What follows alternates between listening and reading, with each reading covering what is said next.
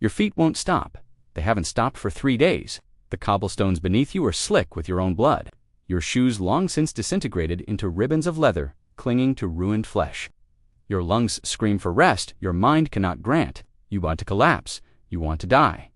But your body has other orders, orders that don't come from you. Your legs kick and twist in patterns you don't recognize. Your arms flail at invisible partners. And behind your eyes, behind the exhaustion and the terror, one thought repeats like a drumbeat. You cannot stop. You will dance until your heart gives out, or until something breaks this curse that has turned your body into a prison of perpetual motion. Around you, dozens of others move in the same desperate frenzy, a ballroom in hell, choreographed by madness itself. If you're drawn to these strange corners of history, I'd genuinely love to know where in the world you're watching from. Drop a comment below. It's amazing how a story this bizarre from 5 centuries ago can reach across continents and still make us question what we think we know about human nature. The city is Strasbourg, a prosperous trading hub in the Holy Roman Empire, and the date is July 1518. The summer heat is oppressive, pressing down on narrow medieval streets where merchants hawk their wares and children play in the shadows of half-timber-bird houses. But something is about to shatter the ordinary rhythm of daily life, something so inexplicable that 5 centuries later, scientists still argue about what actually happened. It begins with a woman named Frau Trophia stepping into the street outside her home on July 14th and beginning to dance. Except dancing is too gentle a word for what witnesses describe. This is violent, uncontrolled thrashing movements that seem to tear themselves from her body against her will. And here's the detail that transforms this from curious anecdote to historical nightmare. She cannot stop, not after an hour, not after a day, not after a week. What starts as one woman's inexplicable affliction will spread like wildfire through observation alone, consuming hundreds of people and forcing medieval Europe to confront a question that still haunts us.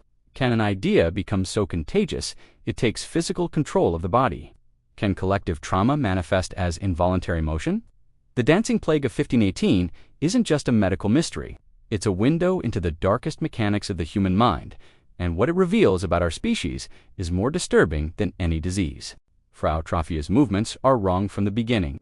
Witnesses, shopkeepers, neighbors, priests, passing on their morning rounds describe her dance as having no recognizable pattern, no connection to any folk tradition or courtly style anyone has ever seen.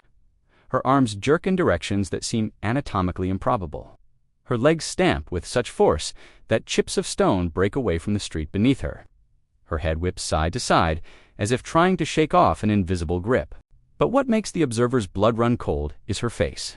She is terrified. Her eyes are wide with panic, darting from person to person as if pleading for someone to make it stop. When neighbors rush forward to restrain her, she pushes them away while continuing to writhe and spin. When they offer water, she tries to drink while still moving, spilling most of it down her sweat-soaked dress. Her mouth forms words, prayers, curses, desperate pleas in the Alsatian German of the region, but they're broken by gasping breaths and the relentless exertion her body won't release her from. The July sun climbs higher. Midday heat radiates off stone walls and cobblestones, turning the narrow street into an oven. Frau Trophia's condition only intensifies. Sweat pours from her in sheets, creating dark puddles around her dancing feet. Her breathing becomes ragged, desperate. Witnesses later testify that you could hear her wheezing from houses away, a sound like a forge bellows working at double speed. By evening, a crowd has gathered dozens, then hundreds. Some bring their children to see what they're calling a miracle or a curse, depending on their theological inclinations. Others hang back, afraid that getting too close might somehow transfer the affliction. A few vendors set up stalls nearby, selling bread and beer to the growing audience. Medieval spectacle has its own economy. Night falls, and still Frau Trophia dances. Torches are lit. The crowd thins, but never disappears entirely. People take shifts watching over her, bringing blankets when she shivers, despite the summer heat. Offering food she cannot eat, praying for her soul while she writhes in what appears to be a private, choreographed hell. By dawn on the second day, her feet are bleeding through what remains of her shoes. The white linen of her dress is stained brown with sweat and dirt. Her movements have become slightly less frantic, not because she's recovering, but because her muscles are beginning to fail from exhaustion. This is when the contagion truly begins. His name is recorded only as Herr Klaus, a neighbor of Frau Trophius, a rope-maker by trade. He's been watching her for nearly 24 hours, transfixed and horrified in equal measure. He later describes feeling an overwhelming restlessness, an unbearable urge to move that starts in his legs and spreads upward like fire through dry kindling. At first, he tries to resist pacing, then jogging in place, then finally surrendering to the compulsion that has seized control of his limbs. Unlike Frau Trophia's wild thrashing, Klaus's dance is different. It's structured, almost formal, a waltz with an invisible partner, his arms positioned as if holding someone, spinning and stepping in patterns that seem to follow music only he can hear. The sight of two people dancing uncontrollably in the street draws an even larger crowd. Medieval Strasbourg has seen plagues before, waves of sweating sickness, outbreaks of dysentery, the ever-present threat of smallpox. But this is something new, something that spreads not through contaminated water or infected breath, but through observation itself. By the third day, 6 more people have joined the dance. By the end of the week, over 30 residents are trapped in this involuntary ballet, each bringing their own variation to the curse. Some move like Frau Trophia, violent and jerking. Others sway and spin like Klaus, following internal rhythms. A butcher's apprentice marches in place for hours, arms swinging in military precision, as if drilling for a war that exists only in his mind. A young mother rocks and sways, cradling empty air where her infant should be her baby had died 2 months earlier from fever. The spreading pattern reveals something crucial that medieval observers couldn't articulate, but instinctively understood. This plague targets the mind before it claims the body. Those who watch longest become infected most reliably. Families caring for afflicted loved ones find themselves joining the dance within days. The condition seems to spread through a mechanism that wouldn't be properly understood for 500 years. Social contagion, the way behaviors and compulsions can leap from mind to mind, like sparks crossing a gap. Dr. Johann Weyer, a physician visiting Strasbourg to trade medical texts, documents what he witnesses with clinical precision that barely masks his horror. In his journal, later preserved and cited by historians studying the event, he writes, "I have seen the plague consume flesh, watched fever burn away reason, but this is possession of a new order. The body rebels against the mind's command, the will is imprisoned while the limbs run free. They dance not in celebration but in absolute despair, and the watching spreads the curse as surely as miasma spreads disease." The city council convenes an emergency session. Strasbourg's leadership guild masters, wealthy merchants, legal scholars, and church officials face a crisis unlike any in the city's chronicles. After heated debate and consultation with physicians, they reach a decision that history will record as one of the most catastrophically misguided public health interventions ever attempted. The dancers are sick, the council concludes, because they cannot dance properly. The cure must be more dancing. The theory, grounded in medieval humoral medicine, holds that the afflicted have hot blood that needs to be cooled through continuous motion, the way fever breaks through sweating. They believe that dancing sickness will resolve itself once the corrupt humors have been purged through complete exhaustion. So the city government does the unthinkable. They hire professional musicians and construct a wooden stage in the largest public square. They recruit healthy volunteers to dance with the afflicted, believing proper partners might help regulate the chaotic movements. They even pay for professional dancers from neighboring towns to come demonstrate correct technique. The result is catastrophe accelerated. The addition of live music transforms the affliction from individual torture to collective nightmare. Where before the dancers moved to their own internal rhythms in eerie silence, now they have external beats to follow. Their movements synchronize and intensify. The professional dancers hired to help find themselves unable to leave the stage within hours. They too are caught in the same uncontrollable state. The wooden platform, intended to contain the dancing to one area, becomes instead a focal point that draws even more spectators. And with larger crowds come more infections. The music-skilled musicians playing popular dances and folk tunes can be heard throughout Strasbourg's winding streets, and it seems to trigger the dancing compulsion in people who've never even witnessed the afflicted directly. Within days of implementing this cure, the number of active dancers swells from 30 to over 100. The city square becomes a scene that witnesses compare to hell opened upon earth. Dozens of people trapped in perpetual motion, surrounded by musicians who cannot stop playing, lest the dancers become even more violent. Watched by crowds who risk infection through observation alone, the sound is what people remember most. The constant thunder of feet on wooden platforms, the wheeze and rasp of musicians playing for hours without rest, the occasional scream when a dancer's exhausted body finally begins to fail, and underneath it all, a rhythmic creaking the wooden stage, groaning under the weight of so many bodies in constant motion, threatening to collapse and take everyone down with it. Then the deaths begin. Frau Trophia, the first dancer, collapses on the 7th day of her ordeal. Witnesses describe her final moments with a horror that transcends clinical observation. Her movements don't simply slow or stop, they become increasingly frantic and desperate, as if she's fighting against invisible chains that are slowly tightening. Her breathing deteriorates into gasping sobs.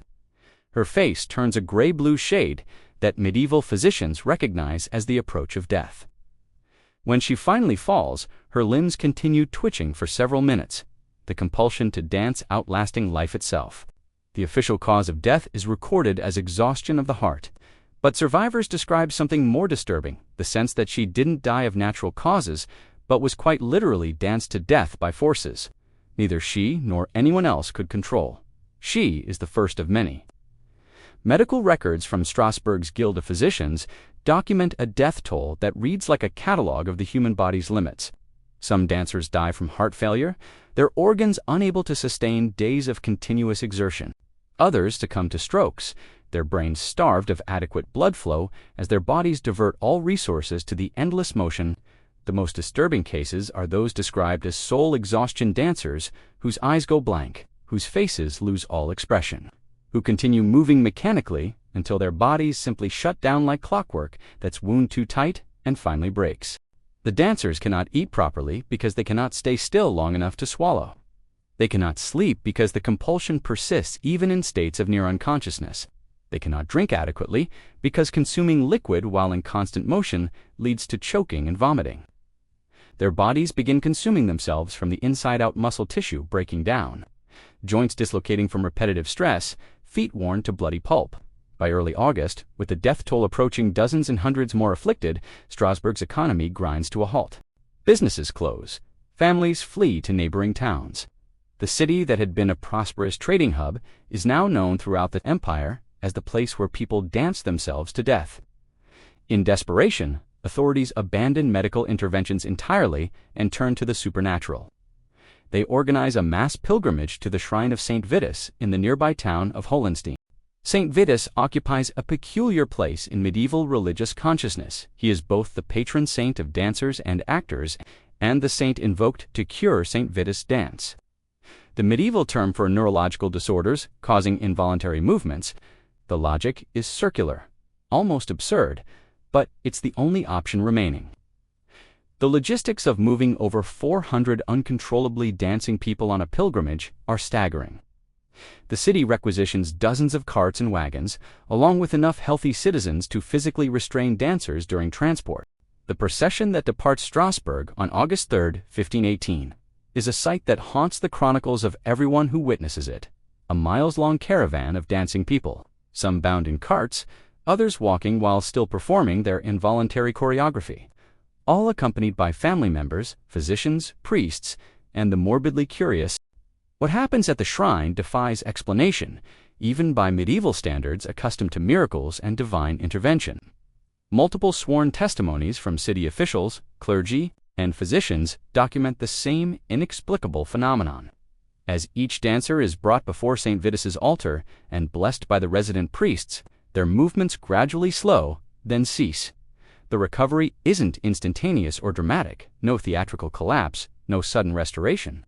Instead, over the course of several hours, the compulsion that has held them prisoner simply releases its grip. Their frantic movements become less urgent, then less frequent, then finally stop altogether. Dr. Weyer, who follows the pilgrimage to document its outcome, writes with barely concealed awe, whether by divine grace or by mechanisms of the mind that exceed our understanding, the affliction that has ravaged this city for weeks has been broken in a single day. I witnessed with my own eyes what I cannot explain with any theory of medicine known to our age. By evening, on August 4, 1518, fewer than a dozen dancers remain active. By the following morning, the dancing plague is over. But what it leaves behind is a city transformed and traumatized. The survivors are not the people who began dancing in July. Many suffer what we would now recognize as severe post-traumatic stress nightmares, depression, and intense fear of music or rhythmic sounds. Some become reclusive, terrified that exposure to certain stimuli might trigger relapse. The physical damage is equally severe and permanent: joint problems, cardiovascular issues, the inability to walk normally. Several survivors report feeling like they lost their sense of self during the plague, describing the experience as being a passenger in their own body, conscious but utterly without agency. This loss of control over one's own flesh creates psychological wounds that never fully heal. Strasbourg reacts to the catastrophe with panic-driven repression. Public dancing is banned for years. Street musicians must obtain permits and face arrest if their music is judged too rhythmic. The wooden stage built as a supposed cure is burned, and the square is ritually cleansed, as though the city can purge trauma with fire and ceremony. Nearly 15% of Strasbourg's adult population is lost to death, disability, or mass emigration. The economy fractures. Recovery takes more than a decade. Yet the deepest wound is not financial, it is psychological. The plague embeds itself into Europe's imagination, spreading fear and morbid fascination in equal measure. Over the following decades, at least a dozen cities report smaller copycat outbreaks, eerily mirroring Strasbourg's pattern: sudden compulsive dancing, collective infection, and authorities unable to contain it. The crisis forces medieval power to confront an unsettling realization: psychological distress can produce real physical illness. Though unnamed at the time, this recognition becomes one of the earliest conceptual seeds of psychiatry. Modern explanations of the dancing plague differ in detail but align in implication: a collective mind unraveling under strain. The dominant theory is mass psychogenic illness, a shared psychological breakdown triggered by extreme social stress. Strasbourg in 1518 was suffocating under famine, disease, and political chaos. The dancing was likely not theatrical insanity, but a human system overwhelmed beyond coping. Some researchers suggest neurological triggers like encephalitis disrupting motor control, while others argue for conversion disorder, where trauma becomes physical symptom. Ergot, poisoning from contaminated rye, is often cited, yet it fails to explain the defining feature of the outbreak: it spread through observation, not shared food. The afflicted were not all eating the same bread, but watching and mirroring one another. This raises a darker interpretation. The plague may be history's first documented example of social contagion, where behaviors and compulsions propagate through mimicry, suggestion, and collective distress, spreading like a cognitive infection rather than a biological one. 5 centuries later, the episode feels remote but unsettlingly recognizable. Mass psychogenic illness still emerges, no longer in market squares, but across networks. Social media amplifies imitation, compulsion, and collective influence at global scale. Following the same structure, Strasbourg revealed, behaviors spread through exposure, overpower reason, and resist intervention. In an era where information reaches billions instantly, societies may be more vulnerable to behavioral contagion, not less. The stream, an age of instant global reach, societies are more exposed to behavioral contagion. The street where Frau Trafia danced still exists, unmarked, rebuilt, its stones lost. The lesson remains: human consciousness is porous and fragile. Under extreme pressure, the next invisible rhythm may already be spreading unnoticed until we are already moving.